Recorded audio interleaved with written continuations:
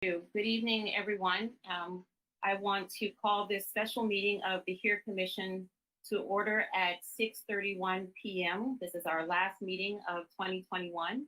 So thank you all for participating. We're going to start with the Pledge of Allegiance, which is going to be led tonight by Commissioner Fitzsimmons.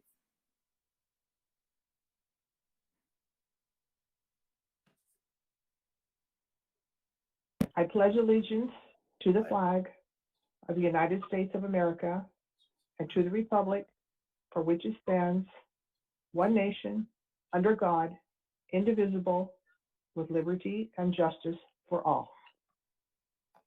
Thank you, Commissioner Fitzsimmons. Now we'll go to our roll call. Danielle, will you please call the roll?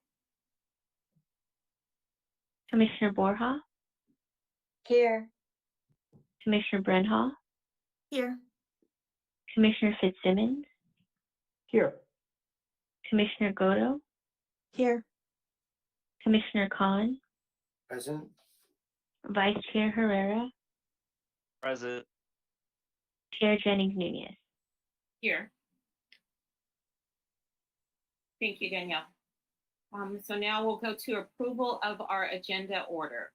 If you've had a moment to look over the agenda for this evening, are there any objections to the agenda order? Good. Hearing none, then the agenda order is approved. Matthew? Thank you. Tonight's meeting is live streamed on cable channel 3 and our online platforms. Please email all public comments to Matthew Morales Stevens at herecommission@sgch.org. Again, that's herecommission@sgch.org, no later than the time the item is considered by the commission tonight. Comments will be read for up to 3 minutes each. Comments received after the end of the public comment section will be forwarded to the commission after the meeting. If you wish to be added to the distribution list to receive commission agendas, please email your request to herecommission@sgch.org. So now our next agenda item is actually public comment.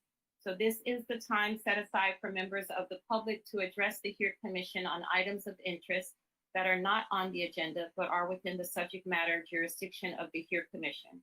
Pursuant to the Brown Act, the HERE Commission cannot answer any questions or take any action until such time as the matter may appear as an item on a future agenda.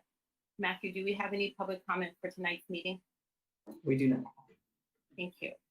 So moving on to our action items, we're going to start with approval of the minutes from October 26th. They were attached to the agenda that Matthew sent out. Matthew, do we have any public comments on this action item? We do not. Thank you. So after reviewing those minutes from October 26th, if someone could make a motion to approve them. I make a motion to approve. Thank you. That's Commissioner Fitzsimmons, and do we have a second? I'll second. Thank you. That was Commissioner Brenhall. So Danielle, please take the vote. Commissioner Borja? Aye. Commissioner Brenhall? Aye. Commissioner Fitzsimmons? Aye. Commissioner Godo? Aye. Commissioner Khan? Aye. Vice Chair Herrera? Aye. Chair Jennings Nunez? Aye.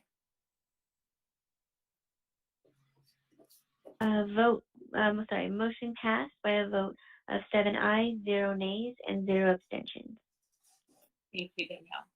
So now we're on to agenda item number 4. These are the beginning of our discussion items for tonight. And we're going to start with 4A, which is an update on the Native American Heritage Month celebration.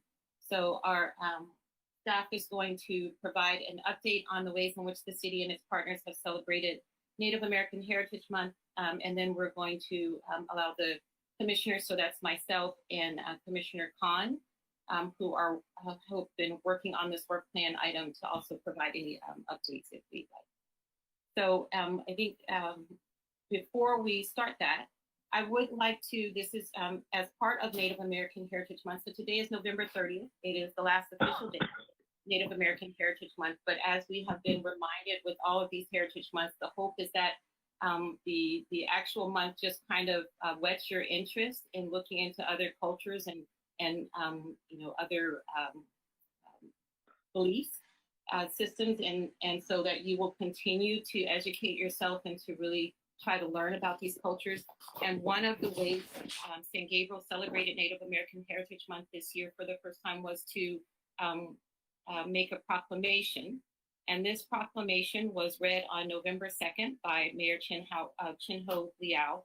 And so if you did not attend that virtual city council meeting, I wanted to read the proclamation just for those who may be listening tonight.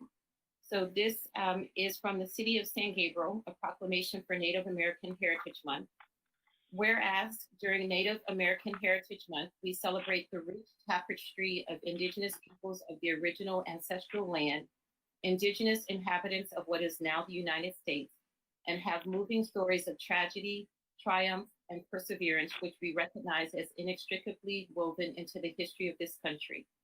And whereas Native Americans have enriched our heritage and continue to add to all aspects of our society through their continued practice of teaching economic, environmental, and cultural sustainability. And whereas there is a long history of actions from the arrival of the Spanish colonizers to federal policies that sought to assimilate and displace Native people and eradicate Native cultures, their culture has survived by the strength and perseverance of the Gabrielino people. And whereas the descendants of the Gabrielino tribes remain dedicated to the preservation, practice, and advancement of their rich and vibrant culture and contribute to the San Gabriel community. And whereas during the month of November, we honor our Native peoples in this, their ancestral home, and recognize their continued contributions in strengthening the diversity of our society. Now, therefore, Mayor Chin-Ho Liao, Mayor of the City of San Gabriel, California, on behalf of the City Council, Vice Mayor Tony Ding, Council members John R. Harrington, Denise Menchaca, and Jason Pu, do hereby proclaim November 2021 as Native American Heritage Month in the City of San Gabriel and encourage the community to join in this observance. So I thought this was really special and a really excellent way to start off the month on November 2nd. And again, we'll now have an update from our city staff members on the rest of the way that we celebrate Native American Heritage. Thank you, Chair Jennings. So we were fortunate to have a partnership that was spearheaded by Chair Jennings with the San Gabriel Public Library. They definitely took it in stride and added as many different items as they could pull together in such a short time frame. And it included a book display at the library for all ages. And of course, you could check out those books to take home. California Native Plant Program, which was a virtual program, and they were supplied with 2 plants, and that took place on November 9th. And then there were 2 take-home kit opportunities. One was a create your own corn husk doll. The other one was a ledger art. Just to give some clarifying information on ledger art, it came about in the 19th century during the forced relocation of the indigenous peoples of the Great Plains to reservations. This art form utilizes pencil and ink and on old ledger/accounting paper and continues to be an art medium for contemporary Native artists. Learning the history of this art form and create your own version. So they provided their own kit, and it was for adults, not for children. So that was a nice little switch up there as well. And then they had other virtual events that they were advertising as well. Spearheaded by both Chair Jennings and Commissioner Khan, we have the essay contest. The prompt for it, just for the Commission and the public's reference, was to describe ways in which the indigenous peoples of the region have helped shape the city of San Gabriel, including but not limited to buildings, art, and architecture. The ask was that they submit it online and include 250 to 400 words in length, double-spaced, 12-point font. The flyer is also attached in the agenda packet. The prize was a $50 gift card to Target for first place and a $25 gift card to a local business. And that was two categories, middle school and high school. Unfortunately, we did not receive any submissions this year, but hopefully with some additional time and some additional kind of marketing thoughts for next year, we can, staff along with the commission can make this program come alive. The last item that the commission has been working on is the Native American Heritage Month celebration video. Staff will have a draft to the commissioners, Commissioner Khan and Chair Jennings, as well as other city staff to give it a look over before we send it over to both chiefs. And Chair Jennings will be providing some additional information on that as well, but staff would like to go ahead and thank Chair Jennings and Commissioner Khan for their thoughtful contributions to the video. I think once it comes together and is formatted by staff, everyone will be very pleased with it. It will have the final stamp of approval from both chiefs. So assuming everything goes to plan, we should have that up next week. I know it's not meeting within the Native American Heritage Month, but I think the message still stands. And I think Chair Jennings had mentioned it before in the past that it's okay to celebrate them all year round. It doesn't need to just be in the 1 month. And I think that's a great sentiment. So we're going to take that to heart and to release it in December. So that's assuming everything gets approved and everyone is okay with the content that's within. So staff will provide updates via email after the meeting and once the video has been approved. Other than that, that concludes my report on the Native American Heritage Month celebration. So I'll turn it back for public comments as well and then the discussion. Thank you, Matthew. Matthew, do we have any public comments on this discussion item? We do not. Thank you. Commissioner Khan, would you like to add anything in terms of the update? I just had a question about the essay. Maybe it was a pretty short time. Is there a way that we can request Commissioner Borja to use her muscle and see if she can personally ask a few for her known kids, students, I should say, and we can still double whatever we have announced, we can, make the pot sweeter. However, we definitely want to see even by the end of this month, if everyone agrees, to extend that and see if they can turn in something. Yes, so I know that Chair Jennings had contacted me to ask to send the information to the Gabriel High School, which I did, and I sent it to all the counselors and asked the counselors to send it to their students. In addition to maybe even sending it to the social studies teachers and the English teachers. But I think it was also because the deadline was coming up, and especially for, usually seniors who participate in this, the application period for colleges, the deadline's actually today. So it was, I think maybe next time we just kind of started a little bit earlier, even rolling it out in October, and with the application that they can submit it anytime in November, with November 30th being the deadline. But also, notifying the teachers, because the teachers can also incorporate this into their curriculum as long as we give them enough time. I think next year we'll have more. Mm-hmm.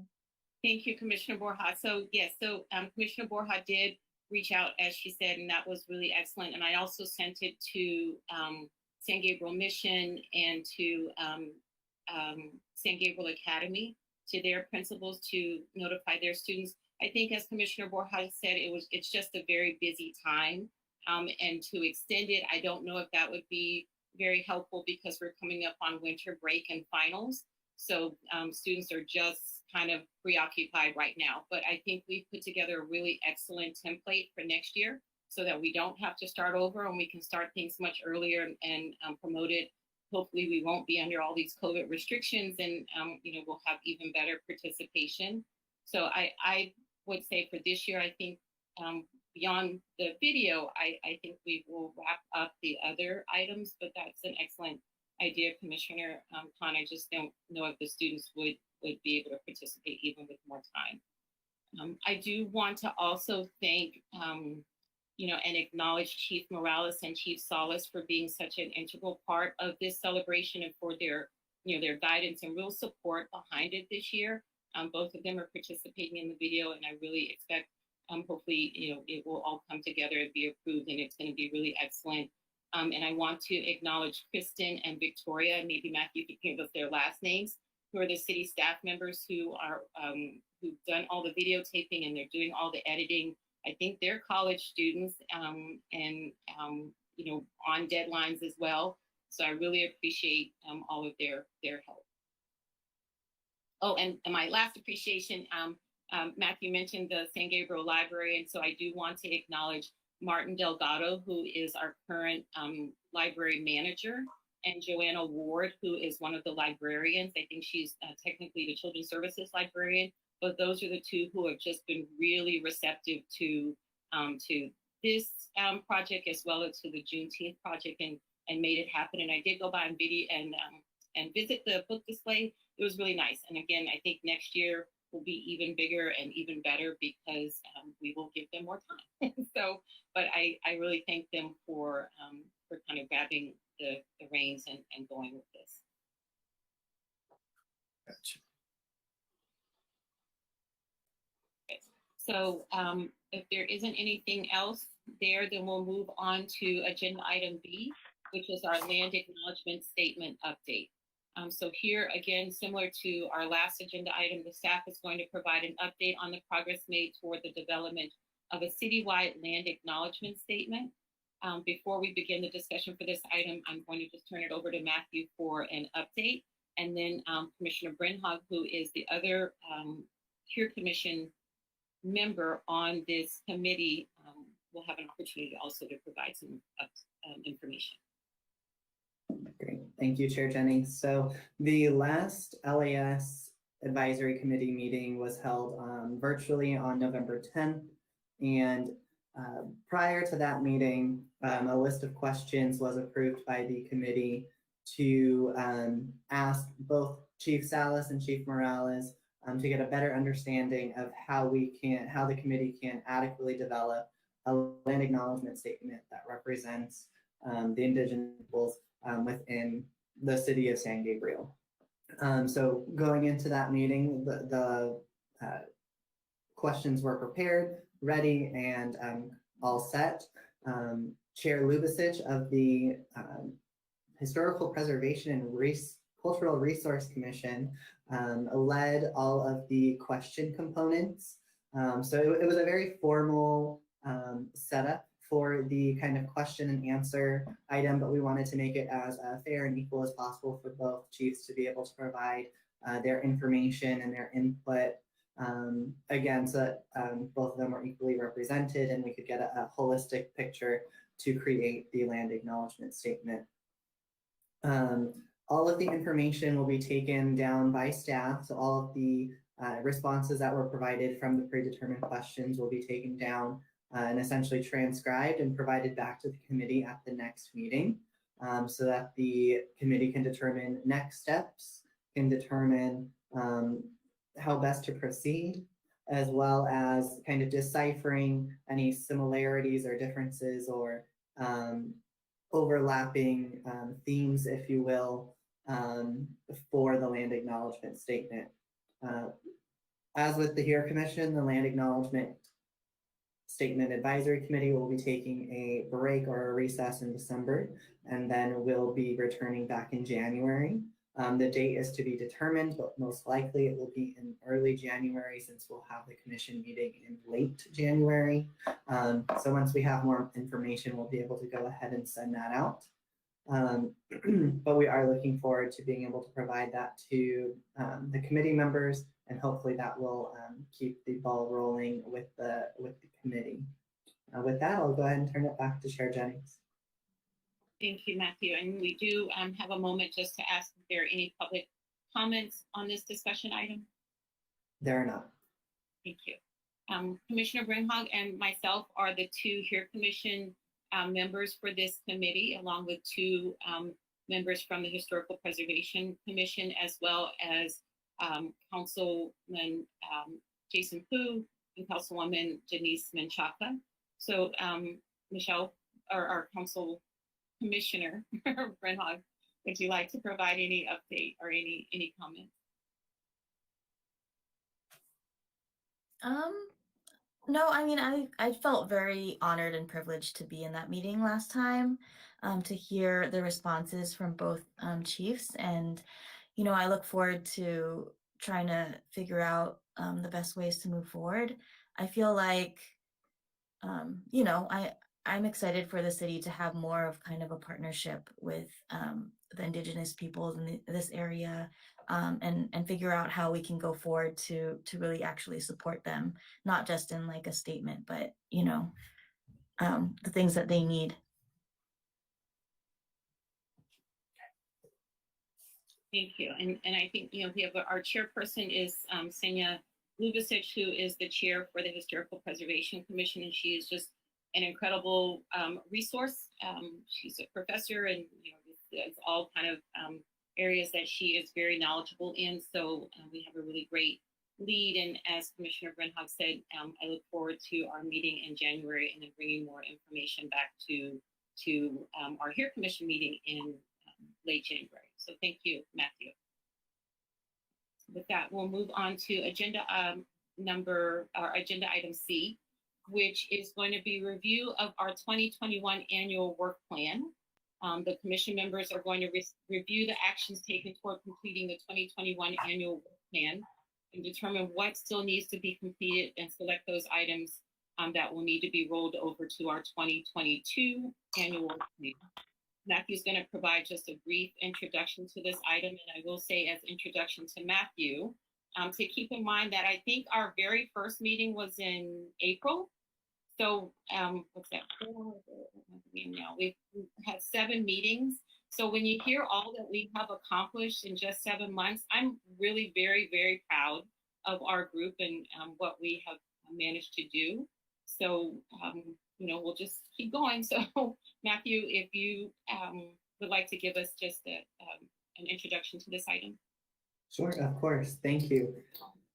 So I know that the memo as well as the action plan is quite lengthy, so I will apologize in advance, but hopefully a lot of the work is done on the paper for the commission to review tonight, and it'll be a good kind of jumping off point to complete the discussion.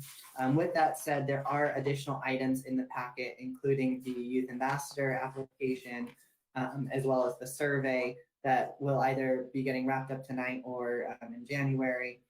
So that's kind of an additional feather in the cap of the HEAR Commission as well, and things that can be checked off the list. So I will briefly go through the items listed as far as items that have been completed. So under the first item, equity training and inequities in city policy, the recommendation by way of the annual work plan, when it was brought to council, the recommendation has been made. City staff, of course, received that information and have begun working and developing the training with outside organizations and consultants. The commission has also recommended that other city commissions create a work plan, again, by way of the one work plan, and the LAS Advisory Committee has used the work plan for their work items as well. Moving on to community engagement, Chair Jennings and Commissioner Khan have worked with city staff to create the programs that we discussed earlier during the previous discussion item for Native American Heritage Month. We've also had 4 speakers during the prior commission meetings. And those have been fairly varied, all the way from PD to Danny Anderson, who provided our presentation on disability services. And then item 3 is youth engagement. Commissioners Borja and Godo have created a survey. Again, that is in the packet for review tonight. And the final draft hasn't been approved, but hopefully that will get done tonight. If not, there's no pressure then. Commissioners Borja and Godo have also developed the youth liaison application or youth ambassador application, again, included in the packet. There have been some revisions since the last commission meeting, So feel free to take a look at that, keeping in mind that the item that's included in your packet is not necessarily how it will look when it goes, as far as formatting will not be how it looks when it goes online. The intention would be to follow how a commissioner would be submitting their application online through the city clerk's office. Item 4 is community information. An additional community events page has not been created. So a lot of these things are still items that need to be worked on. Our public information officer is not currently working for the city of San Gabriel. So a lot of those items will be placed on pause so that we don't overwhelm the people who are kind of filling in the role and doing a great job at that. So things to kind of keep up on as we're moving through that. Item 5, accessibility. City Council has approved the translation of City Council meetings and Here Commission agendas. And that was done so at the September 7th Council meeting.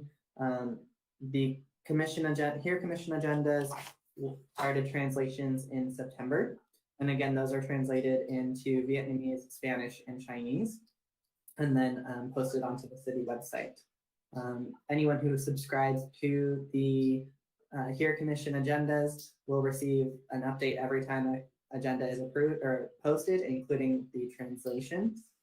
Vice Chair Herrera has also met with Jonathan Fu to discuss accessibility of information across the socioeconomic spectrum and those for whom English is not their first language. An update was provided of that meeting during one of the previous Here Commission meetings, so you're welcome to reference back that YouTube video of the commission meeting. Item 6 is partnerships. Many of the third-party organizations were closed due to COVID, so an exhibit was not possible at this time. So that's something to consider for the 2022 work plan. The Here Commission has partnered with HPCRC to develop the land acknowledgement statement, as we discussed in item 4B, land acknowledgement statement. And representatives from SGPD provided a presentation of the services offered through the MET team. The last item is 7, data collection. So it was determined that data relating to demographics of the city employees has not been gathered yet, as well as data gathered on traffic stops. PD will begin collecting those, is our understanding, in January of next year. So that information will be available thereafter. Another item to keep in mind for 2022. And then the survey has not been specifically developed for community engagement, but there has been one, as mentioned by Commissioners Borja and Godo, on youth engagement. It has been mentioned a few times that this could cross into community engagement and kind of serve both purposes, potentially being manipulated for the varied purpose. With that, that is the update on the annual work plan. I will just remind the commissioners to point out any items that might still need some work, or items that would be perfect to carry over to 2022. So then that way we know what's the foundation for the 2022 work plan. Thank you, Matthew. And so before we open it for further discussion, I do want to ask if there are any public comments on this discussion item. There are none. Thank you. So I think the best place to start would be to allow Commissioners Borja and Goto to review the youth liaison application and the youth survey. So hopefully we can approve those and check 2 more items off of our list for 2021's work plan.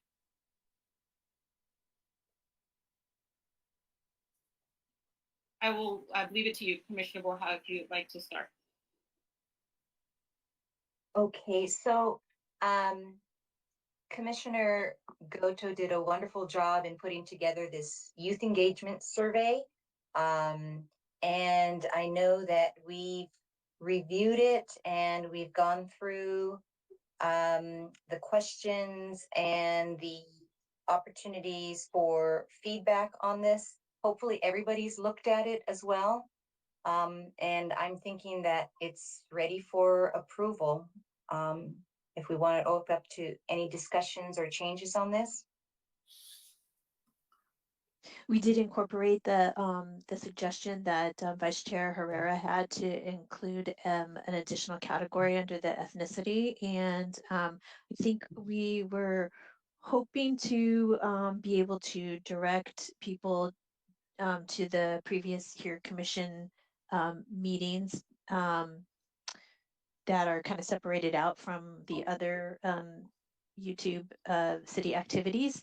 But since we are kind of on hold with making any changes in that area until there's a permanent PIO, public information officer, in place, I think that what we have here in terms of the links that that Matthew included for the webpage and then all of the YouTube channel for City of San Gabriel is good. So if it looks good to everyone, I think everyone has had an opportunity to look at it. Then if we can get this approved, then we can kind of move to the next steps and discuss, you know, the potential distribution of the survey in the first phase to focused on youth. We need to make a motion for this, Chair, to approve it. They will ask Lucy or Matthew. If we could go ahead and have a formal motion, just so then everyone's in agreement and there's no one's getting lost in the shuffle here, that would be great.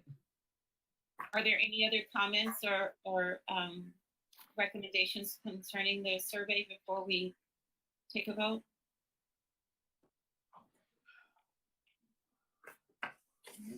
So if I could have a motion to approve the survey as it stands now. Yes, I make a motion to approve the HERE Commission Youth Engagement Survey as it stands right now.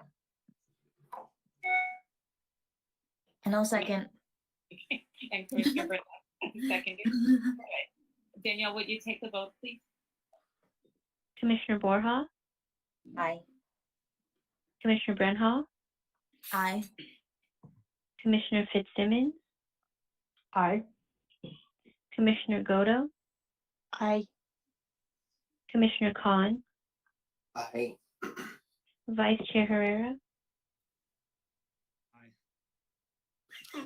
and Chair Jennings Nunez. Aye. Motion passed by a vote of 7 ayes, 0 nays, and 0 abstentions. Thank you very much, Danielle. I feel like I need a bell to ring. Ring, ring, ring, ring, ring. One more down. So very good. Thank you very much, Commissioner Warheim, Commissioner Godo. So you are still on the hot block here in terms of our next item, and that is the youth liaison. Or I'm sorry, actually, no, we need further discussion on the distribution for the survey. Is that correct? Collection and categories. Yes, I mean, if unless you want to go ahead and take a look at the application, I think what we had discussed previously was in phase 1, concentrating on sending this survey out to the youth, primarily high school, and I think college as well, if we're able. But given that, as has been mentioned, we're heading into the holidays and sort of winter break. Maybe Commissioner Borja, do you suggest that we kind of wait until the beginning of the new year to make a push on getting this out? Yes, definitely. Definitely in January would be a good opportunity. Not right now, just going into final exams and winter break as well. Mm-hmm. And then I think the other thought was also if there are already connections and relationships in the community with organizations such as the Asian Youth Center, and if there are others, definitely, you know, through the library and some of our other contacts, if there are suggestions on also reaching out to some of our community-based organizations to help distribute the survey as widely as possible. I think we did discuss maybe getting sort of a flyer with the QR code that could link to this, that could be posted, pretty easily at the library or in other with other organizations. That might also help kind of broadly distribute the survey. Matthew or Lucy, is there a grapevine issue coming out anytime soon, or the community services catalog, doesn't it come out for spring? Yes. sometime? Yeah, so we went ahead and released our winter edition maybe 2 weeks ago. There was a virtual edition. So the next one would be spring edition. So that's still going to be a little bit away from, I think, what the goal would be. So I think we might be missing it.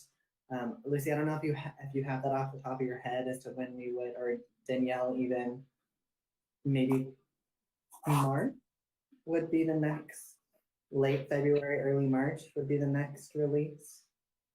Is that for the Should be in final? February. I'm Yes, sorry, that what would was be that? for that grapevine guide where all of the classes and events are distributed, unless you're referring to the city newsletter, the grapevine.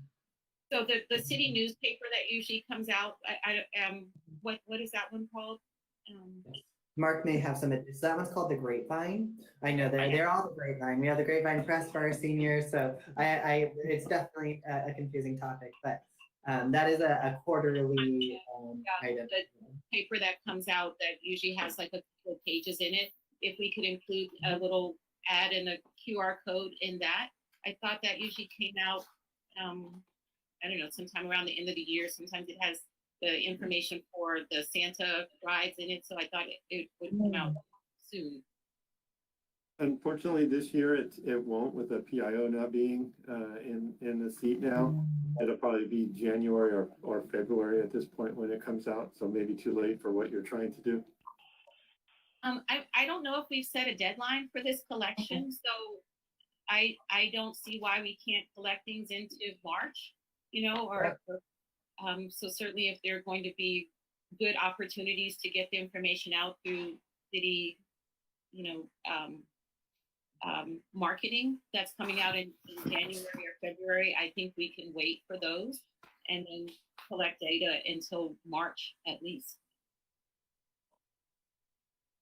Commissioner Spitzer. Oh, sorry, go ahead.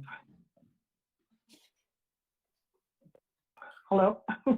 Yes, Commissioner Nunez, is this going to be in different languages? The survey? That's a good question, and not one that I think we have figured out yet. I think the platform was not, my understanding was the platform was not able to actually do the translation into other languages. So I think that for this iteration, it would have to be in English, which we thought was probably okay for the students. But I think that to Commissioner Fitzsimmons' point, we do need to figure out how we can get it translated once we want to go wider in the community. Right. Are you going to lose a lot of people? Mm-hmm. So we may need to look into another platform or another way that we can get that information out in different languages. Thank you. Now, certainly we can utilize, if you can put the link for Google Translate so that people can hit Google Translate and it translates the page. Again, it's not, a completely accurate translation, but it's one that we use often, and it's a fairly straightforward survey. So that might be kind of a quick and easy way for, at least right now, to make it more accessible. SurveyMonkey does have the ability to do multiple languages for the same application, so that way the data is collected under one kind of source point, if you will. But we just don't have that subscription. I'd have to look. It's my understanding that's a pretty substantial jump for that. So I believe our community development team looked into that, and it just wasn't worth the potential response rate if you will, to pay the additional cost. So staff, we can look into that a little bit further and provide an update at the next meeting to at least get the thought processing for how that could be, this survey could be used on a wider scale for the community. But for now, Matthew, if someone did use Google Translate, then if they checked off the same boxes, the information would be collected the same way. Correct. Okay. So for now, it sounds like the plan would be to look into distribution through the schools and local organizations, as well as through any city marketing or mailings in January and February, with the goal to collect survey information into March. Yes. Yes, and I think to your point, this is something that can be ongoing. It doesn't necessarily have to have a cutoff date, unlike the ambassador application where, we'll have to have a solid deadline for that. I think we do want to have some ongoing input.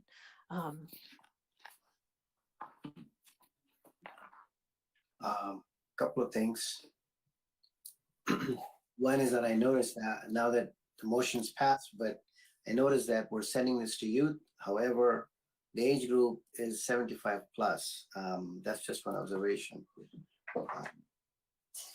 And the other part is, based upon the survey answers, are we flexible to sort of change the questions or the survey questions asked? 1, 2, when we collect the data, can we create that basket where we could say, well, these are the programs we're already planning to do, and then these are the additional ones that the youth is asking for. So maybe we can categorize those and say these are already 2022 accomplishments, or 2022 we're looking to accomplish, and they may fall into whatever we're planning to do, plus the new whatever their suggestions comes through.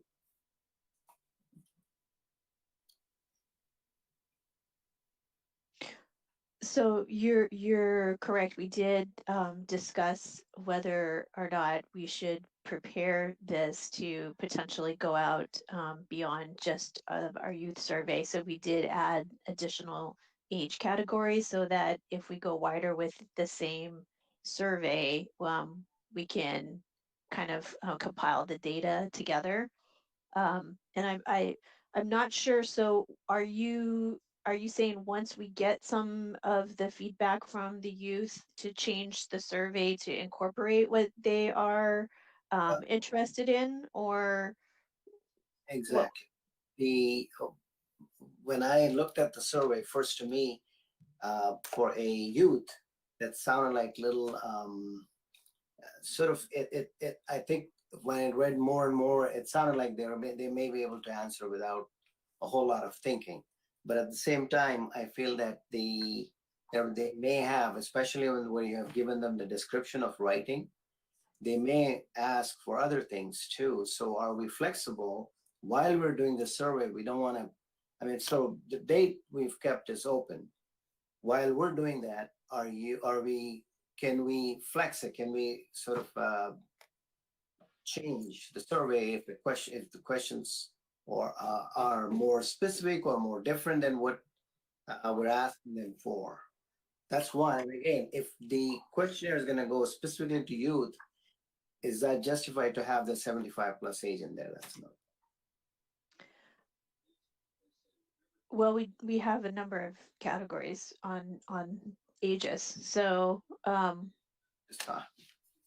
don't know if you can see all of the categories in question number 10, but we have 13 or younger, 14 to 17, 18 to 24, 25 to 35, 34, 35 to 44, 45 to 54, 55 to 64, 65 to 74, and then 75 plus. So we're trying not to leave anyone out. I do think that in terms of trying to compile data, it is a bit more efficient if we can keep the survey the same, regardless of, when someone might be ticking off the boxes. And one of the things that we did want to have are those open field questions for those who, like you said, may have more thoughtful answers or may have issues that they are more interested in, so that we can compile that information as well. And I think that the thought is that once our youth ambassadors come on board, that might be an area that that they might be interested in working in as outreach with their peers and the youth groups to determine sort of what the issues are that they're going to prioritize or work on. That's my thought. I don't know, Commissioner Borja, if you had additional thoughts about that. No, I agree with that too. You know, once we have the youth ambassadors come on, they can go ahead and tailor it to, you know, what their needs are or what's important to them. So Commissioner Khan, when we get onto the application, kind of as part of their job description, if you will, was to engage with their peers. And I think that the data that we may be able to provide them from the survey might kind of give them a jumping off point to determine what are maybe the top priorities or the issues that are getting the most traction with the survey participants. Okay, I'm convinced. I'm fine as long as we have some youth ambassadors, sort of, you know, or mediating in between. I think that would be nice. And Commissioner Khan, I don't know if you were also asking whether we can kind of modify or add to our 2020 work plan based on the responses that we get from the survey. And I would think the answer is yes. So if we had a real interest in a significant portion of youth for something that we had not thought about for our 2020 work plan, then yes, we would revisit that in 2022. Thank you. So Matthew, Lucy, does that provide enough information or guidance on that item? That's perfect. And just as one note, based off Commissioner Godo's comment, I think actually before the commission passed the survey, is the YouTube videos. So for all of the commission meetings and council meetings, they're kind of all bulked together when you go onto YouTube under, I think it's videos. You just click on videos and it's everything essentially listed by date. So currently Nancy Ramos, the executive assistant in the city manager's office, is working on the YouTube page. And after we both looked at it, we were like, yeah, this probably isn't the most user friendly. So she was fantastic and got right on it as soon as I mentioned it to her. Worked with IT, worked with the Sergeant MPD that runs social media over there to see kind of what a good solution would be. So she's working on adding in different channels or folders, if you will. So that way either it'll just be commissions will have their own, and then council, and then celebratory videos. For example, the Native American Heritage Month or the Lunar New Year video that we did last year. Well, I guess it was earlier this year. Will all be kind of separate and it'll be a little bit easier to find. So obviously the goal would be to have each commission have their own, but if that's not feasible, then at least it'll be commissioned. So the work is being done. It's just going to take a little bit longer since unfortunately that's not our expertise, but you know, we do appreciate staff taking on the additional task to tackle it. Thank you. So we'll go on to the youth ambassador application. Yes, so hopefully everybody's taken a look at this, and I know that last month I wasn't available.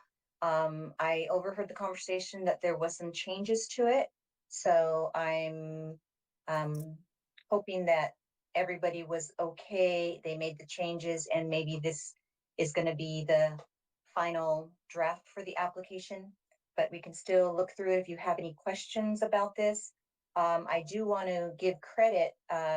Matthew did help out and give us some samples that we borrowed from. And so also credit is due to the LA County Department of Public Health. They had a youth application, as well as the Temple City Youth Committee member applications. I was able to pull things from there because they had some very good applications. Is there any comments or concerns, additions to this application? One discussion point I thought we might want to consider a little bit is the age range. So the eligibility that we currently have is 16 to 21 years old. And I think originally in my mind, I was thinking that this would be a high school person, but then after attending the LA County Youth Commission, their commissioners are 18 to 24. And I think that the reason behind that is they're full commissioners. And so they needed them to not be minors so that they could, sign on their own for legal commitments and things to that nature. So I just wanted to kind of get the group's consensus that that this is the age range we want to look at. I think it's a good one. I think it does incorporate both high school and young adult age groups. I don't think for the ambassadors that we necessarily have to have them be not minors. But I did want to point that out. Commissioner Goto, I think I would personally prefer to maybe decrease the age range to 16 to 19 to kind of incorporate or encompass the high school group. For me, I look at this opportunity as just kind of a chance to provide a leadership opportunity for high school students.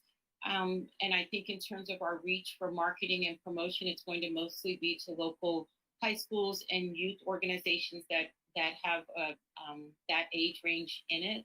So I would think if you're 21 years old, you could apply to be a full commissioner, and I don't know if they would be as interested in being kind of a youth ambassador. And so, like you said, when we initially started this discussion, it was geared more towards the high schoolers. So I don't want to leave out any high schooler. That's why I would say, 19. I don't know if we want to go 15 to 19 or just specify in high school somehow instead of an age range. But that's really was my target audience. Commissioner Fitzsimmons. Yes, as far as the high schools, I'm in full agreement that we should have the high school students included, because tell me now, if they are on a youth ambassador program, do they not get credit toward their graduation and college credits for this? Is there something? No. Because I know that if they volunteer, they have to put in so many hours of volunteering now. Right. So the high school, the high school, certain high schools don't require volunteer. They can if they want to, but it's not required. And students would be able to use this as volunteer activity, but it's not required by the high schools. I don't know about the private school, Mission High School, if they have volunteer requirements as part of the graduation requirements. Right, but for a young person who's interested in political, any kind of political science, they might be interested in this, and this might be a way for them to get some credits if the school offers that, to increase their awareness of city politics and how the cities work, so that when they do go into making their college applications, they can say, gee, maybe I like political science, maybe I should go into that area. So I think this is a great opportunity for high school people to kind of get a taste of what a city is like and how it's run. I certainly think on a college application that this would be a really excellent item to put that again shows leadership and that kind of thing. So even if they don't get credit for it in terms of high school or for volunteer, it is just an excellent opportunity for them to put on their applications. I also like the idea too, in addition to the high school, for a community college student, maybe even a local community college student. So that would be around the age of 19, 18 or 19. For some of these students, they also transfer to a four-year university, and the same thing with the college applications and putting the activities. But they also have outside experience outside of high school, when you're in community college as well. So I think both a high school or community college student for this position is good as well. So what do you recommend in terms of the eligibility specifying by age or by currently enrolled in high school or community college?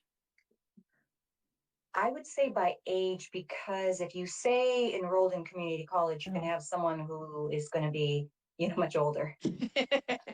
Yes. And 19 is, so 16 to 19, is that okay, or leave it at 21?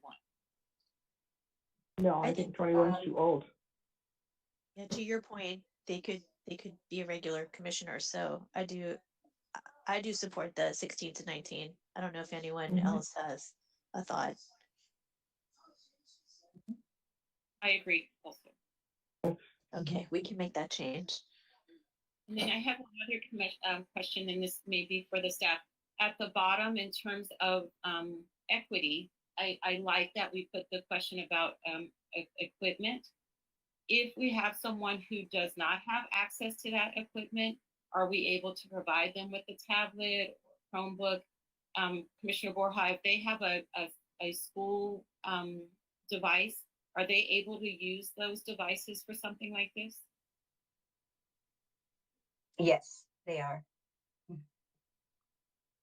And to your question, Chair Jennings, I don't know that we would be providing any equipment to the youth ambassador. I would say if there's really a need, staff are more than willing to accommodate, coming into the office and doing something like that. We wouldn't want to not have that opportunity available just because they don't have the resources available to them. So I'm sure we could come up with a solution to help them with that. One item that we kind of were tossing around was the live in San Gabriel component. I wasn't sure, and this may be a city clerk question. There's some students that I would imagine live in the unincorporated area of San Gabriel that potentially attend San Gabriel Unified. So I'm not sure if that's something like you're wanting to capture all of the San Gabriel Unified high school students, or if your focus is really just on residents of the city of San Gabriel, regardless of whether or not. I know obviously you've mentioned the private schools as well, so just something to consider. I think we were looking at residents of San Gabriel, so includes an unincorporated and San Gabriel City. I wanted to mention also on the number 8, which was the optional, I left it blank because I didn't know who it was going to go to in terms of please send your documents and applications in one email to, and I didn't know if it was you, Matthew, that that information would go to.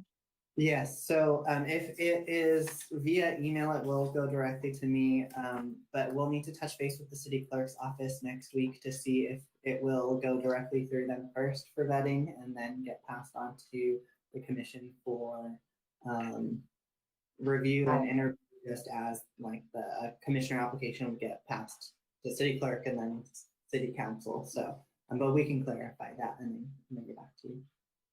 Okay. And what is the deadline, application deadline date? So I was going to suggest also that we say the expected start date is in February, maybe, that we push it to February so that we have most of, I don't know if they can turn in the applications by mid-January, and that gives us at least 2-3 weeks to review them and interview, and hopefully they would start with our February meeting. Too late? I wonder if that's too early, because if we're if we're not going to start distributing this till January, we might want to give a good window for, this one's a little bit more thorough and comprehensive than necessarily just the survey, which is mostly multiple choice. Like there are some kind of essay type questions, and are we asking them for letters of recommendation? No. I don't think we are. Okay, but I think we might need a little bit more time then, especially then if we're vetting and interviewing. I think we might have to make the start date in March. Yes, That's fine. I It, agree. currently it says the start date's in January, so I was trying to be a little Oh, bit more generous and at least say February, but I'm fine with March also. So yes. So we Yeah. just need to come up with an application deadline date, and then modify that sentence on the expected start date. I have a question. Yes. We're asking 80% attendance, and we're asking them to be a part of the care commission group. Would that not be a little too much for the kids of 15, 16 to sit through 3 hours or 2 hours?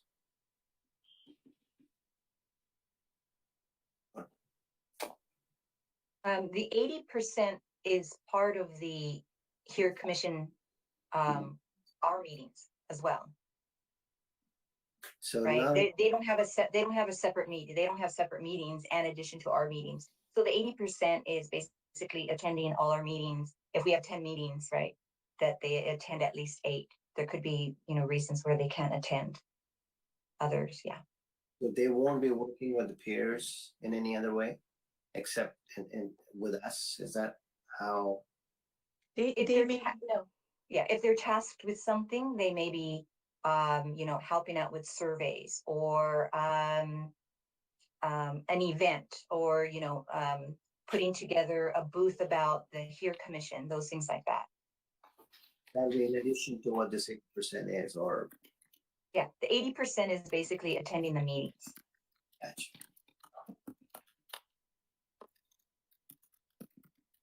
I have a question, if I may. Yes. So maybe I missed this, but I heard that we're gonna conduct interviews. Who's gonna conduct the interviews? Is that gonna be all the commissioners and city staff? And the next question is, if it's gonna be us, is it gonna be a separate session? I would ask that it would be a separate session where we interview. Chair Jennings Nunez, if you don't mind, I was actually going to bring up a point very closely related to what Commissioner or Vice Chair Herrera just brought up. And, we can absolutely accommodate a separate meeting for the interview process. And we can work with the commission to do that special meeting very similarly to the meeting that we used to interview all of you when you were selected for your positions.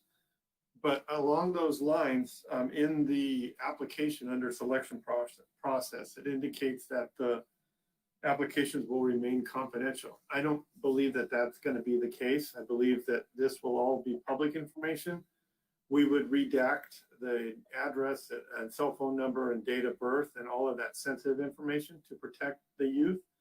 But any applications that we work with as a matter of public record would be available if somebody were to ask for them, and all of the commission interviews would be in public at a televised meeting or an in-person meeting, depending on what we're doing at that time. Does that disclaimer need to be part of the application? We use that disclaimer in the application process for our other commissions, so that everybody knows going into this. Part of your job as a commissioner is to be a little bit public. And so the youth, we can protect, again, some of their sensitive information. But yes, they should know that they would be on TV or in a public meeting and be responding to questions and comments and that kind of thing, and would have to be aware of that. Is it possible, can we as a commission, so I would feel comfortable with having, I guess with limiting the number of people that we actually bring to interview by either we all can review the applications and submit our top, 3 or 4, or however many you want to choose, to Commissioner Borja and Commissioner Godo to kind of whittle that down, or find some other kind of way so that, we maybe have 10, depending on how many we get. Now, obviously, if we only get 5 applications, we'll interview all 5 of those people. But if we do have quite a number of applicants, I don't know if it would be very efficient to have weeks of interviews. We wouldn't even be able to do it in any kind of real way. So is that a motion that I have to make, or can we decide as a group how we would like to limit this process?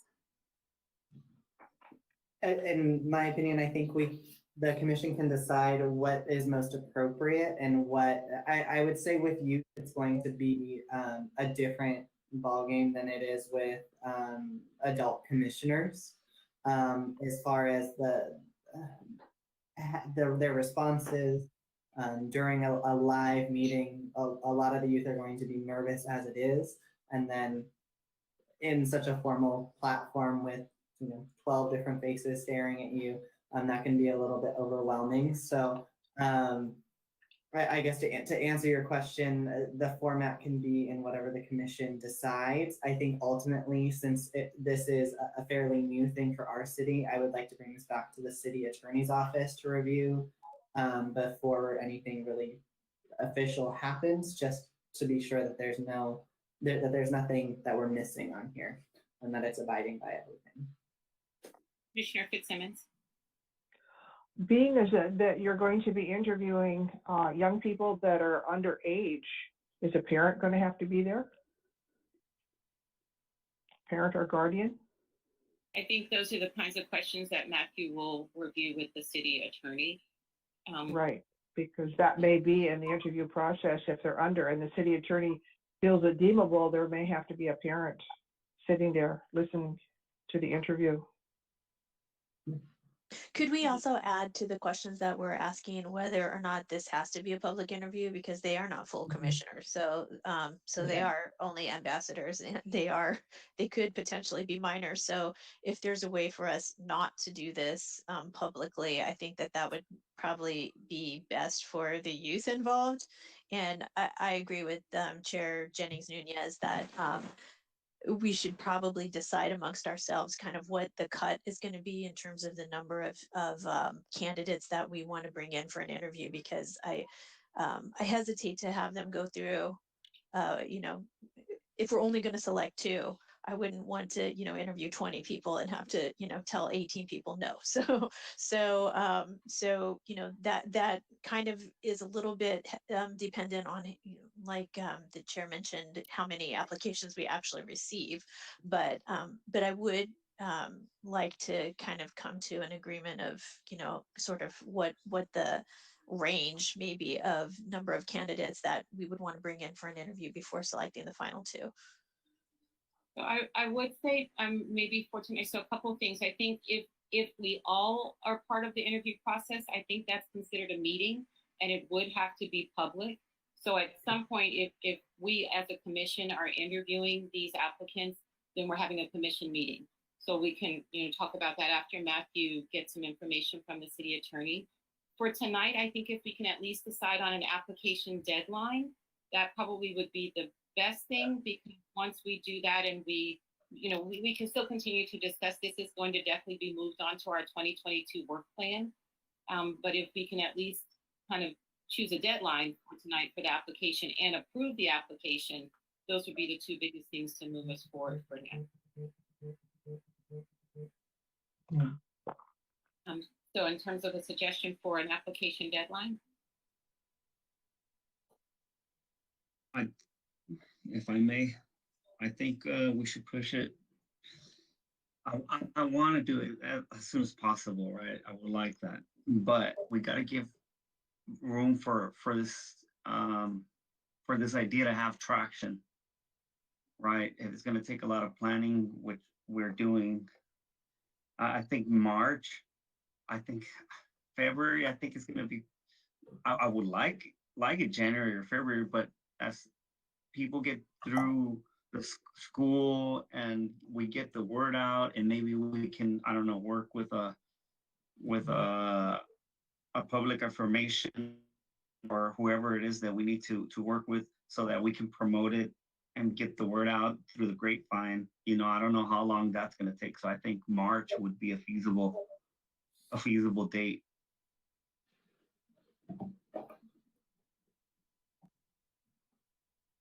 Commissioner Borja, did you have? Well, I was looking more in terms of mid-February for the application, because I figure the students will be coming back from school in early January. They're kind of getting settled in. The application then goes out through all the students at the schools, and they have about a month. They have 30 days to complete the application by mid February at the latest. Would February 11th at 5 p.m. be a feasible deadline? Yes. That sounds pretty specific. A very specific person. And I think that's good because in my experience, they will all wait until the last minute. So you'll get all of them on February 11th, probably, or maybe the 10th. And I think that's good because that will also give us time to also then look at the applications that have come in and give us a little time for vetting those. To your point, Vice Chair Herrera, it may be ambitious to even have them start at the March meeting. It may be more like the April meeting, which would be a year from when we started. But I think mid-February would be, I think, a good, February 11th at 5 p.m. would be a good deadline to set. Matthew, when is the next Grapevine newsletter going out? We would need to double check with the staff person that oversees the Grapevine guide. But the Grapevine guide, I would imagine, because our winter classes would be ending in March. So I would imagine early March, late February, the spring guide would be going out. So it would be too late to get something in there now, right? Yes, unfortunately, the winter guide has already been posted for a little bit now, and registration for classes starts tomorrow. There are other avenues that we can definitely get this posted in. There are still staff in the city that are posting on social media. So the staff are doing a fantastic job of posting both on stories on Instagram and post like actual posts on Facebook and Instagram, as well as the City Beat articles. And since we'll have more time, we can release it directly to the district as well for approval. So all of those avenues with more advanced notice will likely be more effective, unless there's other areas in which you have in mind as well. No, that's basically it. I just want to make sure that everybody gets a chance to get the word in the street. Sure. Thank you. So if we can just modify the application in those areas, so we can add the deadline date to it and remove that, either remove it altogether, the expected start date, or put spring of 2022 for the expected start date. Is there any other addition to the application before we talk about voting on it? We'll need to strike the all applications will remain confidential. To Mark's point, I think we can leave the City of San Gabriel in here. Commission does not discriminate based on sex, race, religion, national origin, or disabilities. And then we'll just need to change the age range from 21 to 19. And then I'm sorry, I wasn't sure where that section was, where, I think it's where it's designating that they have to be a resident of the City of San Gabriel. Do we need to also include or unincorporated? Yeah, so See where that is. We should specify on the, so it's right under eligibility. It's the first one, so must be, now it's 16 to 19 years old and live in Gabriel. So it's say, and in the unincorporated area of San Gabriel with the San Gabriel address. We can staff and find a better way to put that. Okay, perfect. And that would be a final question. I don't think, since they're not a sitting commissioner, since there's nothing dictating that they have to be City of San Gabriel residents, that there would be any issue with that. Perfect. So they can live somewhere else, like for example, live in Monterey Park or Alhambra and be attending one of our schools in San Gabriel and still be eligible, right? No. No. No? No. No. They would have to live in San Gabriel City or in the unincorporated areas in San Gabriel. But those students who live in the unincorporated areas of San Gabriel do still are eligible to attend San Gabriel Unified School District. But say if you were a student, lived in Monterey Park but went to San Gabriel Christian Academy, you wouldn't be eligible for this. But so you have to live in San Gabriel, not just go to school in San Gabriel. Got it. So this plays to you live in San Gabriel, but you're attending East LA College or Cal State LA or USC or UCLA. But as long as you live in the city, you can be part of this. And you're Right. between 18 and 19, yes. Right. Got it. Thank you. Do we need to include someplace in here, I can't remember, about the being on YouTube as well?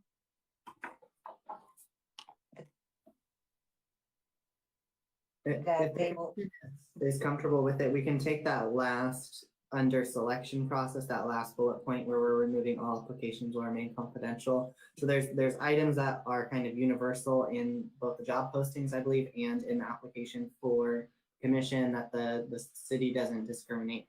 And kind of the public notices and things like that. So we can kind of take that and just plop it right there if you're okay with that. that's fine. Mhm. And Matthew, I'm assuming that they're gonna have to sign some kind of waiver, right?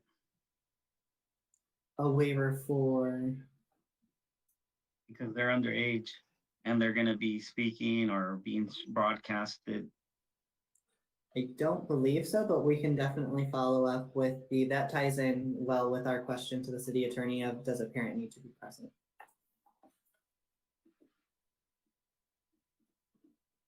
And then my last question in terms of, it just sounds like the selection process probably is going to need to be kind of modified more than anything else, because we won't be interviewing necessarily every completed application candidate. And right now, the way it reads is if you turn in a completed application, we're going to notify you of an interview date. So can you modify that, Matthew, the language in that so that it says, if selected, you will be notified of an interview date and time or something along those lines. So it doesn't sound like everyone will necessarily receive an interview. Yeah, we can revise it to after review of the completed application, you may be invited to participate in an online oral interview should your qualifications meet the needs of the commission of the position or youth ambassador position. So are we fixed with, is it 2 people, ambassadors? Are we fixed with that number? Yes.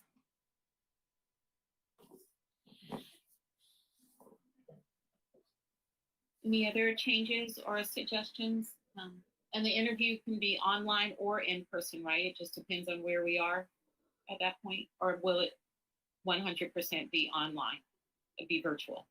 It could be either. Okay, so if you change that, could either virtual or in person. Definitely. Any other additions or suggestions?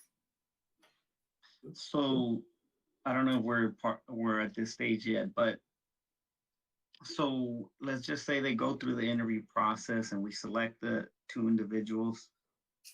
Are they gonna have to go through the same training that we went through, like the ethic training and all that? I would strongly recommend that they should, so they can understand all the stuff all the hoops we have to jump through before we get to that stage of sitting in the commission. Mark, would you know if that's a requirement? I don't think so. No, I think that's totally up to the commission. They're not commissioners, they're ambassadors to you as a commission. So if that's something you think they would benefit from, that would help them in their job as ambassadors, you can require them to do that. But if not, I don't believe they'd have to go through any ethics training or anything else because they're not making any decisions. They're not voting. They're not part of the formal commission. I think we can certainly discuss that later. As you said, I'm not sure if we're quite at that point yet, but that's a good consideration that we can discuss later. Thank you.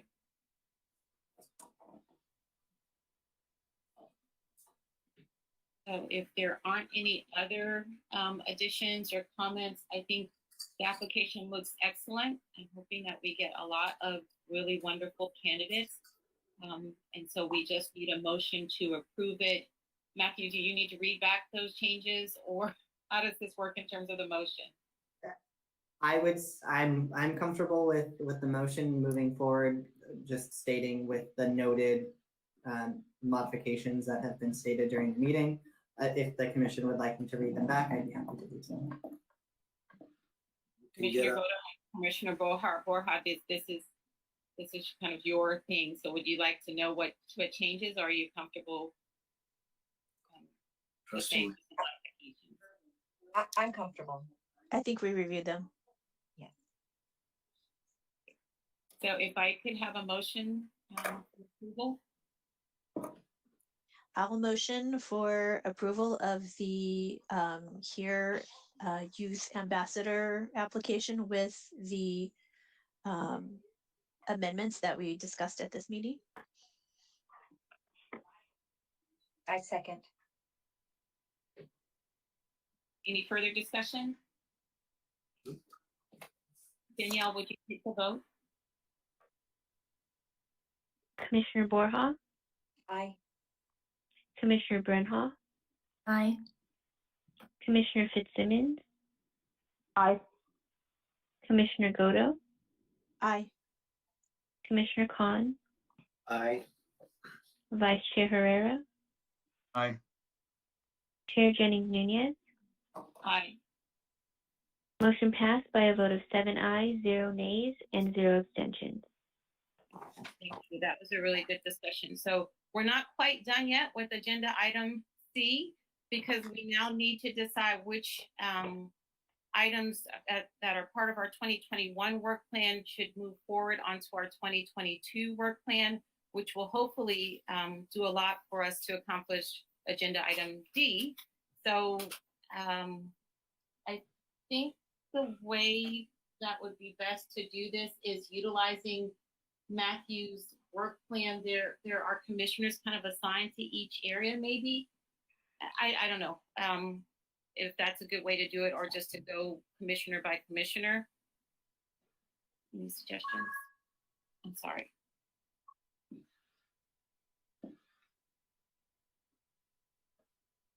Why don't we start with the commissioners, and you can just either speak to the area that you are kind of under the work plan, or if you have any just comments about items that you think should move forward onto the 2022 work plan, then you can do that. And I'll start with Vice Chair Herrera.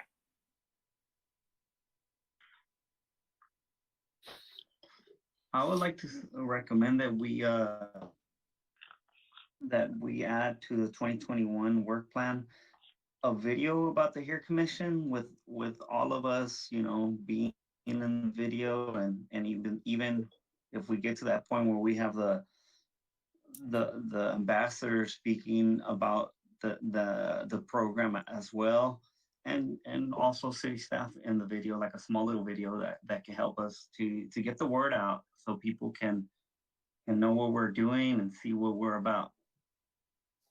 Excellent. So that would definitely be a perfect item for the next discussion item. So 4D, development of the 2022 annual work plan. If there's anything that's in the current 2021 work plan that the commissioners feel hasn't yet been completed or needs to be explored further, or it would be perfect for the 2022 work plan, now would be the perfect time to make a note of that. I'll use an example of the equity training that equity training or implicit bias training has not been implemented yet. So therefore that item has not been completed. However, as it's read, the recommendation has been made. So if the item of implicit bias training would like to be continued on into 2022, we can make a note of that. So that way in the next discussion, we can phrase that for the next meeting as well. in the interest of time, could I suggest that I think just scrolling through these and looking at them, I think there are sort of pending or incomplete items on all of our areas, maybe with the exception of item number 5 with accessibility.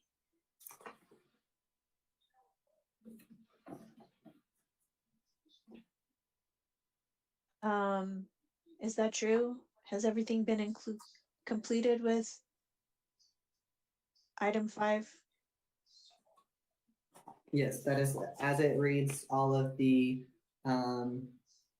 translations have been, approval for translation has been passed by council for the HERE Commission and City Council meeting agendas.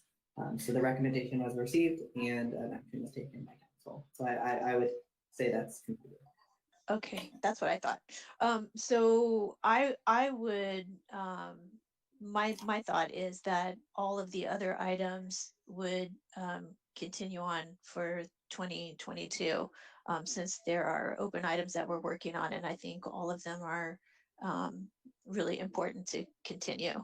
So that would be my recommendation, is to include everything except for item 5 in the 2022 plan. I guess for me, what I definitely think we should move forward are the categories. So even though under accessibility, we may have completed that one specific item that we had, we're still going to continue to work on areas of accessibility. So I would suggest that we move forward those 7 categories, that we continue those into our 2022 work plan. And maybe we can look at specifics under them. As Commissioner Godo said, if there are items that are specific that we haven't completed yet, so Native American heritage, we're going to continue our educational kind of presentations. We want to continue those, but the way we continue it might be a little bit different once we're in person. But so if there are specific items that we haven't completed yet, then those will be moved forward. But otherwise, we're going to move forward with the categories. And then, at subsequent meetings, we can fill in a little bit more in terms of the actual specifics of those items for the 2022 work plan, would be my suggestion. I agree with that. I think that's a good plan. We worked hard for those categories. That's a lot of work, so I don't want to start all over again for 2022. And they're good categories. I think they encompass what we our purpose and our goals for this commission. And then each year we basically just kind of build in specifics for that year. I have a question. I mean, I think those topics are wonderful. I think we should definitely carry those. How does this process work? Is the city council only works through the staff, or can we brainstorm with city council as to see what they are looking for the HERE Commission to do? I mean, to add it to what has already been discussed here, or is that just not in place? In other words, I'd like to see if there is a way to get input, especially for 2022, to see what the city council has in mind in some respects. Sure. So the intention is to take this back to city council as an update during January, the January city council meeting, with kind of all of the accomplishments that the commission has completed so far. And then at the second February city council meeting, to bring back the tentative 2022 work plan. So assuming everything moves smoothly from this meeting into the January meeting, and the work plan gets approved by the HERE Commission at the January meeting, then the 2022 work plan would go. And then that would be the time council would have as well to provide items that they would like to see on the work plan. That way there's not an additional meeting. And unless you have something else in mind, Commissioner Khan, but I think I would imagine that the council would feel comfortable sharing any items that they'd like to see the commission accomplish during during that approval period. And that goes through the staff, not directly between one or two members of Hair Commission and one or two members of council. Correct. Correct. Is it possible or no? In other words, I just had in mind that if there was a way that we can have maybe one or two Hair Commission members brainstorm with one or two council members after all of the agenda has been set at Hair Commission. Is that something workable, or they basically have to make that at their end and then give us the input?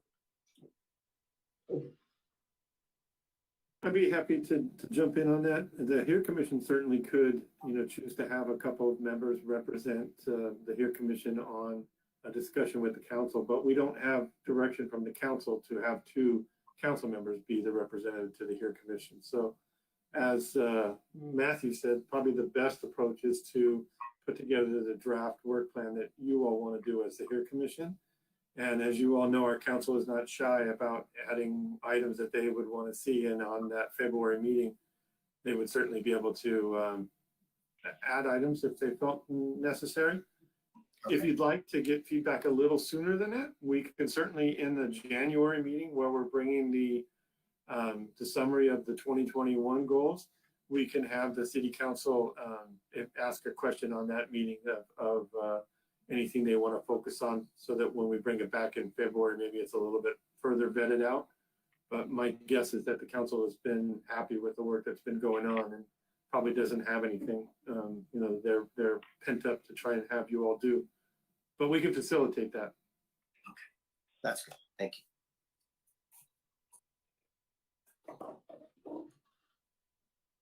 Thank you, Commissioner Khan. So I do think that that is a good idea in terms of when the city staff presents our summary for 2021 at the January meeting, if we could ask for any input that the council would like to provide us as we are designing our 2022 work plan, just so that when we have our meeting in late January, we do have a little bit of guidance if the council would like to provide any.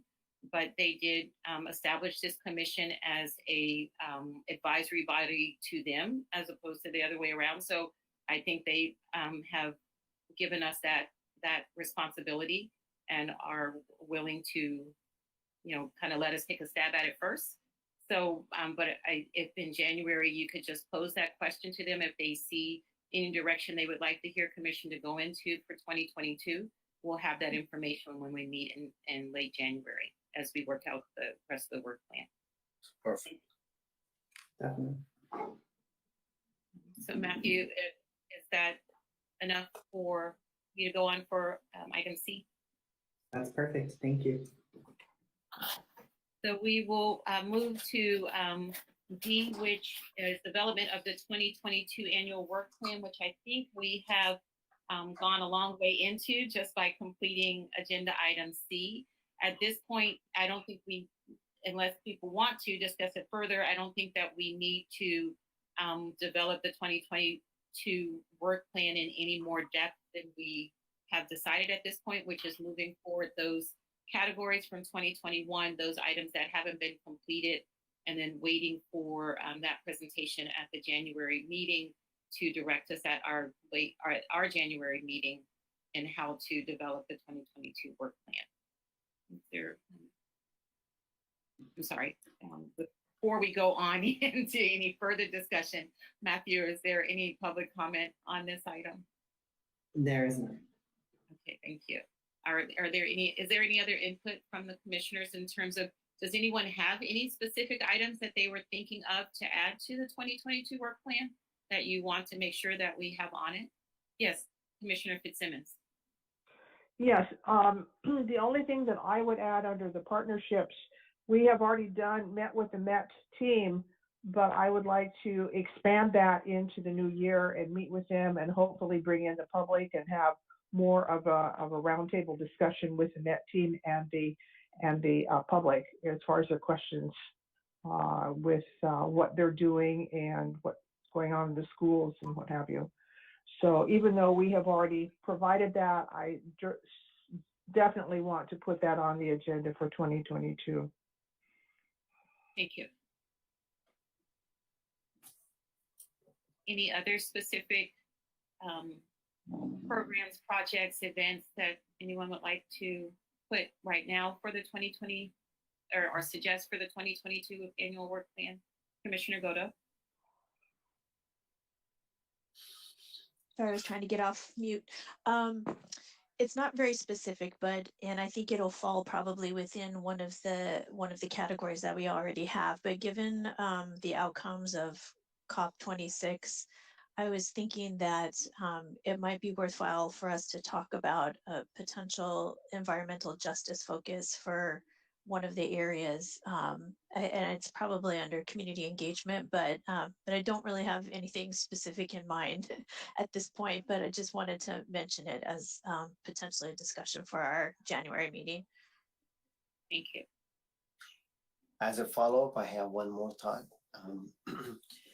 Somewhere, again, I don't have any specifics in mind, but somewhere, can we reach out to the, for lack of a better word, to the poorer folks who are in need of some sort of help in some direction, whether it could be education, help,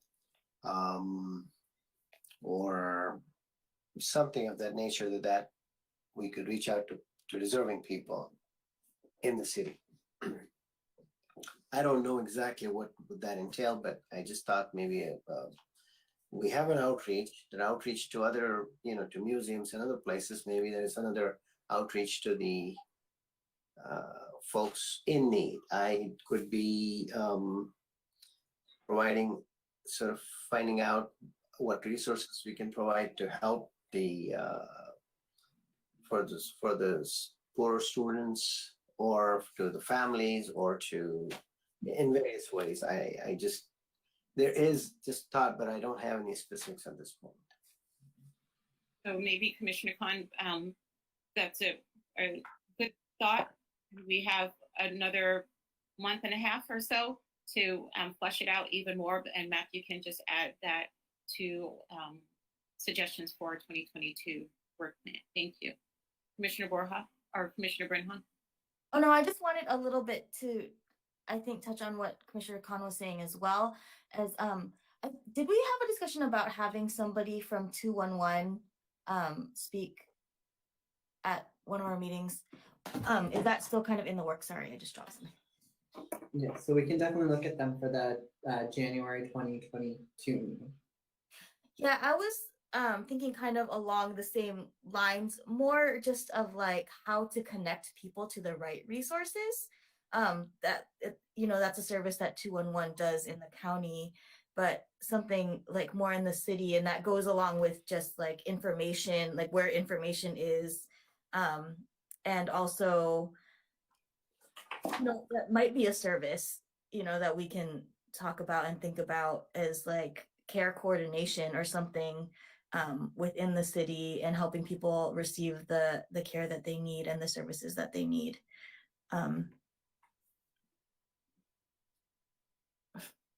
Thank you, Commissioner Bernhardt. So yes, that was one of the suggested presentations for 2021. So we'll make sure that we carry that forward into 2022 specifically. Thank you. Any other items? I did mention at the last meeting in the comments, the 21-day, depending on where you see it, anti-racism or equity, what did I call it? The racial equity challenge. So I would like to look into that more as something that we kind of promote in 2022. Anything else? Or anyone else? Commissioner Khan, did you have something?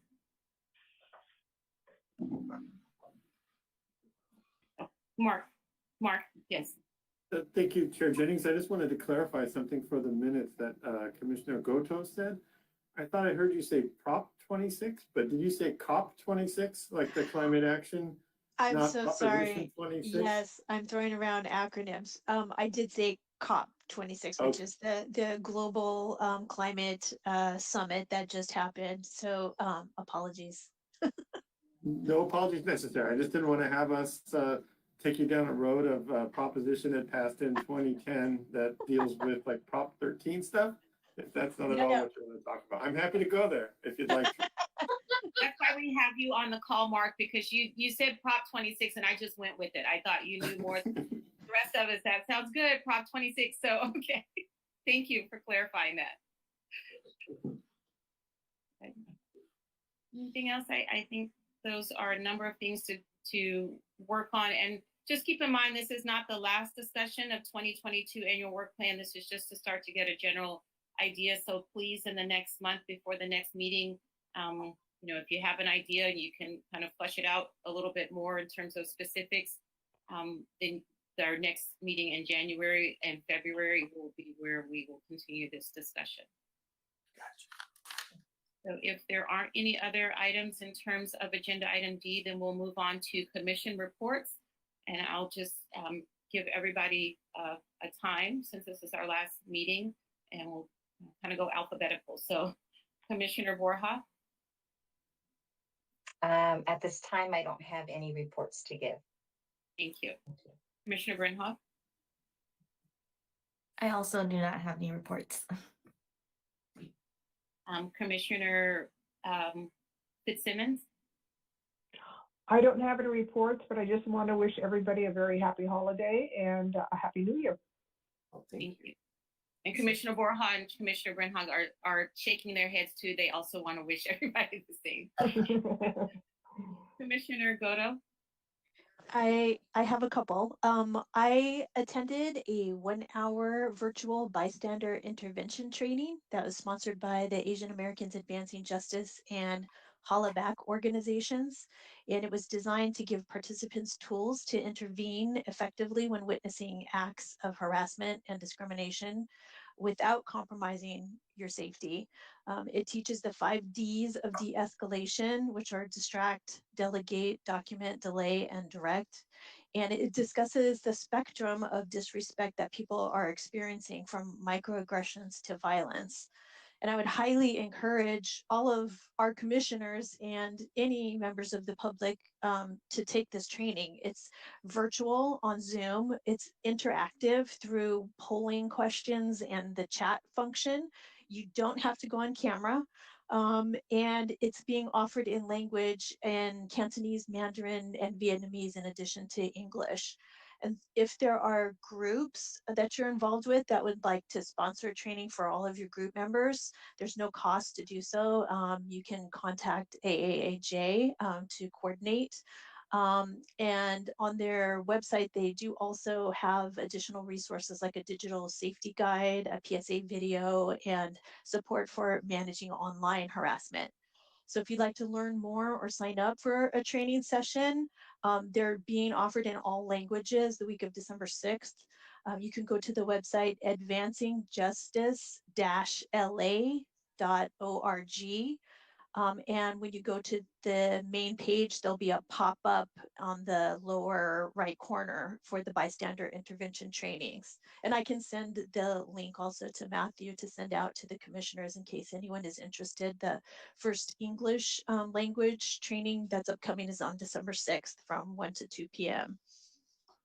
And I just have one additional recommendation to suggest that addresses an often overlooked type of discrimination against older people. I recently saw a 1-hour documentary on PBS, Independent Lens, that tells the story of a 75-year-old woman who is fired from her job in hotel housekeeping due to ageism and is unable to find a new job. And it also jeopardizes her housing because she's living at the place where she worked.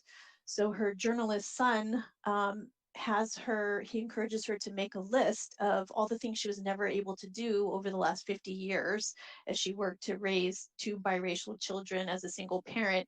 And they set off on a 3.5-year journey to check off her bucket list. It's an amazing documentary. It's 1 hour. It's very moving, but also funny. Some of the activities are, she starts her own Instagram account. She's learning hip hop dance moves. and they go back to her hometown in the UK. So along the way, they also do raise awareness of age discrimination, and she does pursue employment opportunities and fights to avoid her eviction. The program's called Duty Free, and it can be found on the PBS website under Independent Lens. And I'll just pile on to wish everybody a very happy holiday season and Happy New Year. That's it for me. Thank you, Commissioner Godo. And I just want to echo her Hollaback kind of shout out that you can Google Hollaback, Hollaback. It's an online free training, so it's completely free and it's available in many different areas. So there's anti-Black racism, there's LGBTQ harassment, there's workplace harassment, anti-Asian, all of these things, and they kind of are all based on a similar model, those 5 Ds that Commissioner Godo mentioned. But it's a really fun, interactive, free kind of bystander training. If you are interested, I think it usually takes maybe 30 minutes, 45 minutes for this session, and you can just scroll through the calendar and register for as many sessions as you would like. So thank you very much, Commissioner Godo. Commissioner Fitzsimmons? No, I'm sorry, Commissioner Herrera. All right, I have 3. That was great, Commissioner Godo. I'm gonna rewind this video later and get everything down, or I'll just reach out to Matthew to get all the notes. Thank you for sharing that. Okay, one public announcement here. San Gabriel Holiday Tree Lighting. I want to invite everybody in the community. December 7th, Tuesday, 7 p.m.? 7 p.m. on the 7th. Correct me if I'm wrong. Is the 7th at 7 p.m., right? Yes, Mark? so 7 p.m. is the actual tree lighting, and then the event time is from 6 to 8:30. Got it. Perfect. Thank you. At Plaza Park. I'll try to be there. I hope that I see my fellow commissioners there. I'm sure I'll see Mark out there for sure. Commissioner Khan, you will be out there as well? I heard you say. I'm gonna try. Okay. All right. That was my public announcement. Not as long as the commissioner, but one thing I wanted to ask. So are we going to be able to celebrate our milestone somehow getting together at the end of the year, or are we going to have a celebration, or is that something that we're not allowed to have? Question for Mark. I would say probably if we're all at the December 7th tree lighting, we'll take it together and post with the hot chocolate or something like that.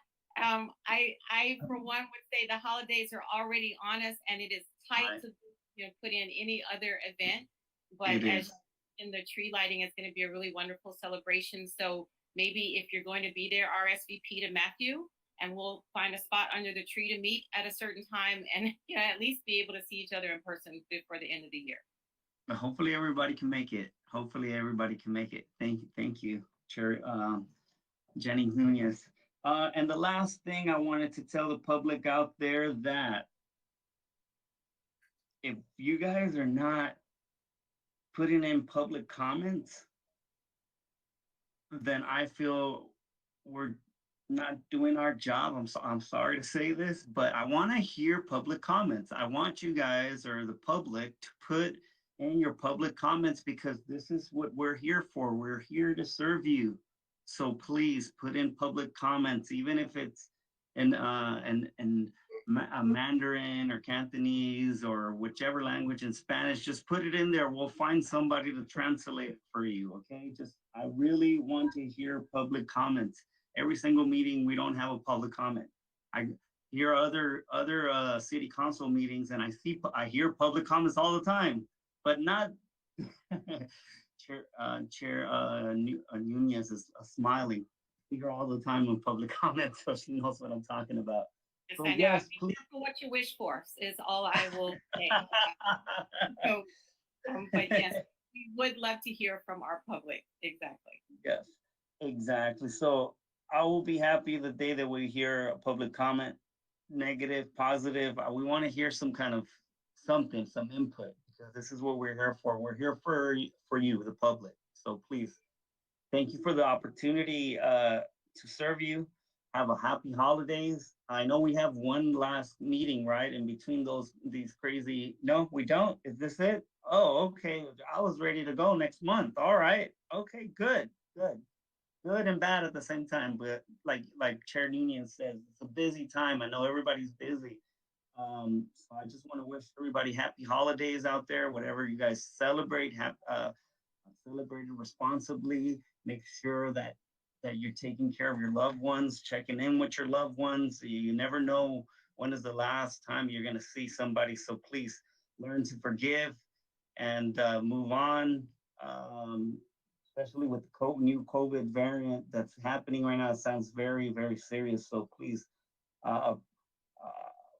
just be safe out there. Thank you. Thank you, Commissioner Herrera. Commissioner Khan?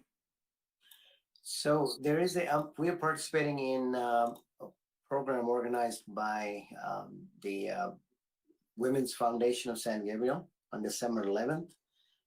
They invite, I believe annually, they serve about 85 families by distributing baskets and clothing and other items. And they've been doing it for a while. This year, we are going to participate in the meeting. And I hope Lucy can add a few things to that for that event on December 11th. How are you? Lucy, can you add a few things? Yes, I'm happy to add some more things. So we're working very closely with the school district to provide the holiday basket event.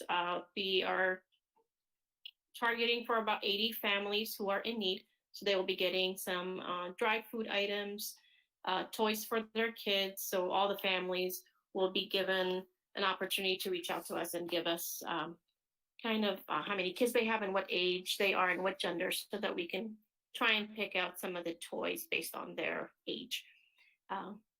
And we will be having some arts and crafts, and we haven't worked out the details. I don't know if Santa's going to be there or not. So we'll see how that works out. And we're also working with Rick and ICNA. They will be on site that day to provide fresh produce as well, which is something that we did last year, and that was very much appreciated by the family. And another aspect to that is baskets to seniors who are in need, and that is something that the school district will be handling as well. If there's anything else I'm missing, Danielle or Matthew, I think that kind of wraps it up.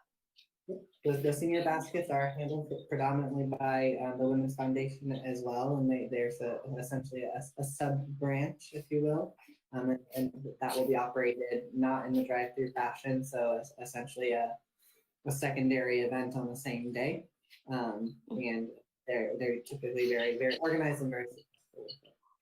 So this year we're going to add up some warm clothing also, but however, we're being pressed for time. I don't think we get the sizes because we've got huge numbers of new clothing. If we have the sizes, we could probably divide, sort of put them together ahead of time for the families, but we don't have them yet. So hopefully the whoever is organizing this part of it, they're going to get some ages so we can do that too.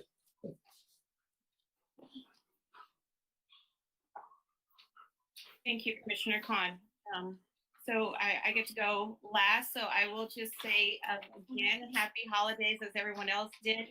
Today we have the last few hours. Today is Tuesday, which is our day of giving, and so a lot of you have probably been bombarded with requests for giving, but this is the beginning of the holiday season and the giving season and the time to think about others. Commissioner Khan just let you know about some activities that are going on in the city. There are lots of local nonprofits that you can consider giving to. There is La Casa. I know La Laguna has a fundraiser going right now. The San Gabriel Women's Foundation, the San Gabriel Educational Foundation. Those are all local, wonderful nonprofits to consider. But do think about giving back today as we begin the season of spending, I guess. Start your season with some giving. Otherwise, as other people pointed out, there's lots of virtual online opportunities to learn about equity, diversity, inclusion, all kinds of things. So please take advantage of those. And with that, I will add my happy holidays and stay safe. We will see you in January. So before we close, we do want to give the staff an opportunity to provide any comments. So just one brief comment that the January meeting is tentatively scheduled to be in person. So if for some reason that changes and it goes virtual, we will let the public as well as the commission know. But I would say if the commission members can plan on being in person, unless of course there's any reservations or any concerns, we can hash that out between now and then. And we'll be working with the city clerk's office to be sure that we can handle the technology aspect of it as well as the seating arrangements of it. And that'll be, I'm sure, be an exciting time for everyone to get back in person and in a new platform. Perfect. Wow. That's the best news so far. Any other staff members who would like to make comments? I just want to say a quick shout out to Matthew and all of his hard work since the commission started, and also want to say thank you to the commissioners for all of your hard work and your efforts as well.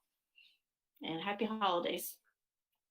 Thank you. So for those who can't see, since we're not in person, all of the commissioners are waving their hands and giving a thumbs up because Matthew, Lucy, Danielle, Mark, Rebecca, all of our city staff, Adam, have really been incredible. Like I said, this has only been since March, and we've just really just done such remarkable work, and we couldn't have done any of that without our city staff. So thank you so much for all of your dedication. Thank you. Thank you, guys. Good night. Take care. Well, not yet. Hold on. But if there aren't any other comments, then I will, it is the time for adjournment. So please note the December 28th, 2021 regular commission meeting has been canceled. The next regular commission meeting will be held on Tuesday, January 25th, 2022 at 6:30 p.m. Information regarding matters to be considered at each meeting will be available on the Friday before the commission meeting on the city's website at www.sangabrielcity.com. This actual special meeting is now adjourned at 8:28 p.m. Happy holidays. Thank you.